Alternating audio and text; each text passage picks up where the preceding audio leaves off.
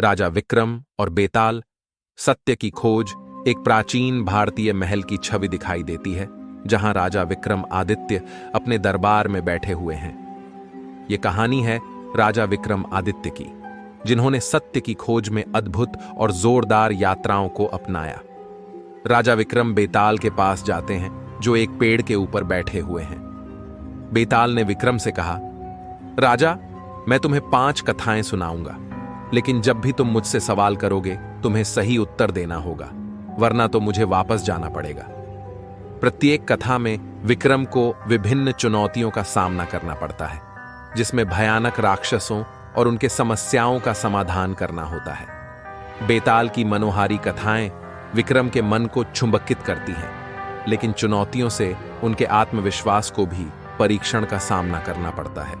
अंतिम कथा में बेताल विक्रम से पूछते हैं, राजा, क्या तुम जीवन का सत्य जानने के लिए तैयार हो? विक्रम एक विचारशील राजा थे। उन्होंने बेताल की चुनौती स्वीकार की। विक्रम और बेताल एक भयंकर यात्रा पर निकलते हैं जहां उन्हें अज्ञात क्षेत्रों के भयानक और रहस्यमय राज्यों का सामना करना पड़ता है। उन्हें एक पुरानी गुफा मिली जिसमें सत्य का अंतिम रहस्य छिपा था। गुफा में विक्रम और बेताल जाते हैं जहां उन्हें सत्य का अंतिम रहस्य प्रकट होता है। विक्रम को समझ में आता है कि जीवन का सच न केवल ज्ञान और बुद्धि में है, बल्कि यह दिल में और नेक कर्मों में भी छिपा है। विक्रम और बेताल गुफा से बाहर निकलते हैं जहां वे अपनी सफलता के साथ लौटते हैं। इस यात्रा में विक्रम ने सत्य के महत्व को समझा और अपने जीवन में उसे अपनाने का निर्णय लिया।